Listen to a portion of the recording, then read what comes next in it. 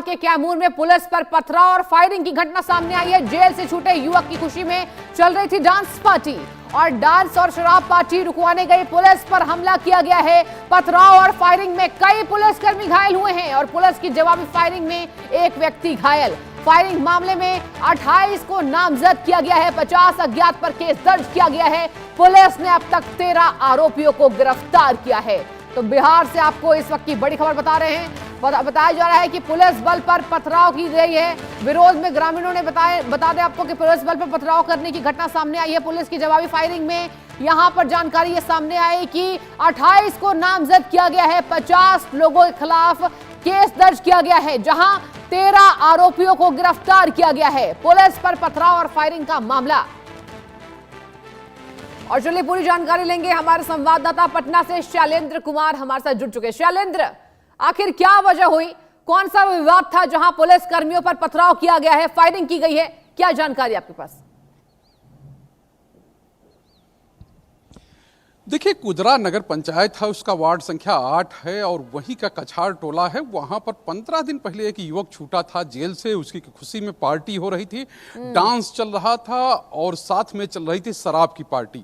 इसी की सूचना मिल गई पुलिस को। पुलिस मौके पर पहुंच गई और दोनों तरफ से तनातनी हो गई और दोनों तरफ से फायरिंग हुई है, यानी कि पत्थरबाजी भी हुई है ग्रामीणों की तरफ से और उसके बाद पुलिस की तरफ से भी। ग्रामीणों का यह आरोप है, यानी कि वार्ड संख्या 8 के कछार टोला में रहने वाले लोगों का यह आरोप है कि पुलिस ने बेरहमी की है, बच्चों को नहीं छोड़ा है, जो महिलाएं हैं उनको पीटा है, घरों के दरवाजे तोड़ दिए हैं। ये आरोप पुलिस के ऊपर लगा है। दूसरी तरफ पुलिस ये मान रही है कि सरकारी काम में बाधा पहुंचाई गई और जिस तरह से आपने कहा कि 28 नामजद हैं, 50 जो अन्य हैं, यानी कि उनकी पहचान की जाएगी जो फुटेज के आधार पर, और 13 लोगों की गिरफ्तारी हुई है। ये तो एक बात हुई। दूसरी बात ये है कि जिस तरह से पुलिस की कार्रवाई हुई, पुलिस की तरफ से गांव में एक्शन लिया गया, यानी उस टोले में एक्शन लिया गया, उसके बाद लोग गुस्साए और सुबह होते ही, यानी सुबह 6 बजे आज उन्होंने जाम कर दिया और 6 घंटे तक लगातार जाम रहा।